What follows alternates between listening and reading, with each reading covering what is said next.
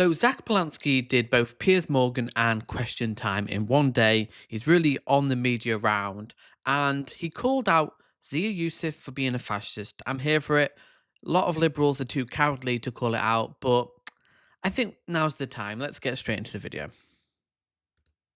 I'm Jewish, and the reason why that's relevant is I'm one of 5 Jewish people to lead a British political party in the last 100 years. So I take anti-Semitism really seriously, in the same way that I take Islamophobia seriously, because I recognize when they come for one minority group, they come for all of us. And I was really proud of Shrewsbury from the conversation we had earlier about migration and integration, because I think what we're hearing here about the compassion and the kindness towards the other reflects the very best of being British. You can be, in fact, the only way to be morally consistent is to condemn what happened on October 7th and the terrorist attack against civilians, and condemn the genocide in Palestine. Because as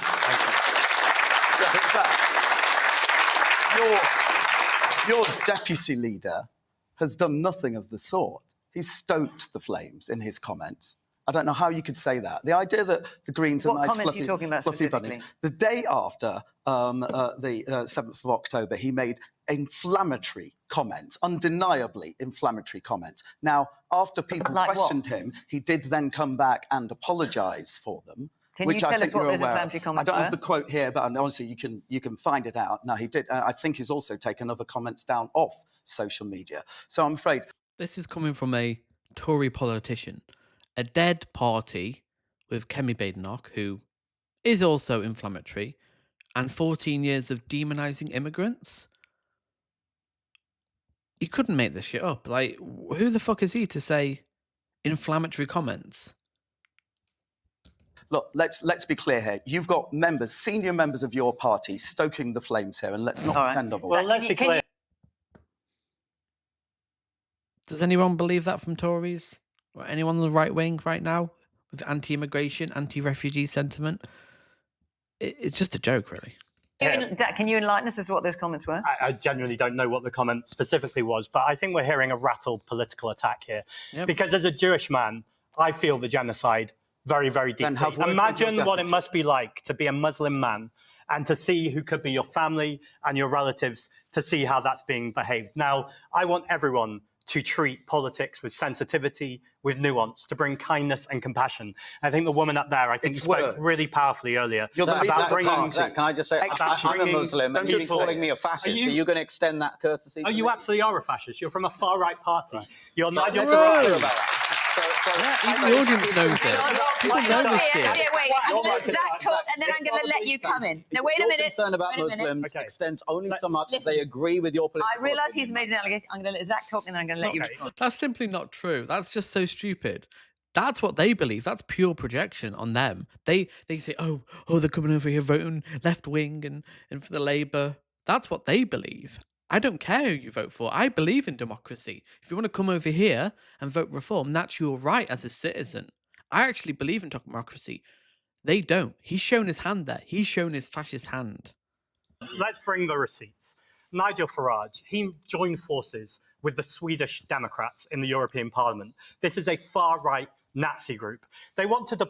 And the AfD as well, which is so mask-off in their links towards the Nazi party and far-right.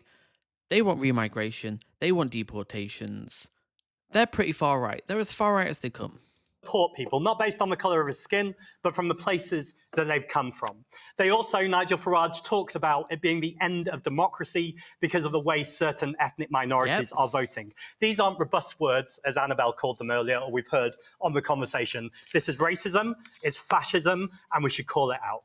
Yep, it's really that simple. And a key tenet of fascism, which we don't talk enough about, and we need to have this conversation, is purity of the population. They want to deport, dissolve anyone that doesn't meet this ethno-nationalist view of Englishness. Even people in Reform and Reform supporters don't see Zia Yusuf as a British man, even though he was born in Scotland.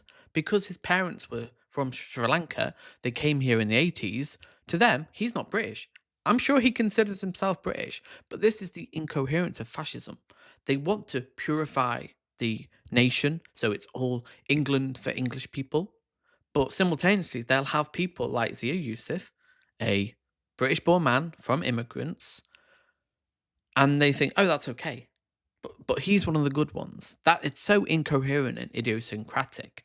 And we need to nail them on this because that's what it is. Fascism is that narrative of a pure population. We need to get rid of the leftists, the communists, the socialists, the trans, the degenerates, the immigrants, the refugees, the weak people, even the disabled.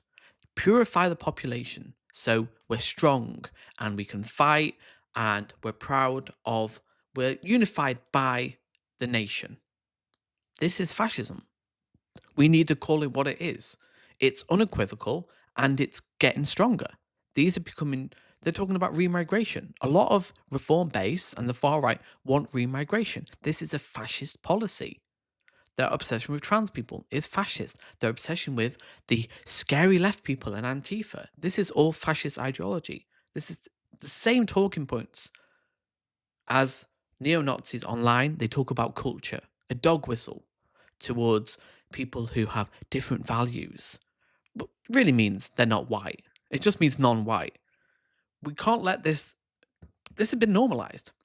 We need people calling it out because people won't. People are too afraid to call out fascism when it's got hold of the public discourse and we see a neo-Nazis prominent in public life.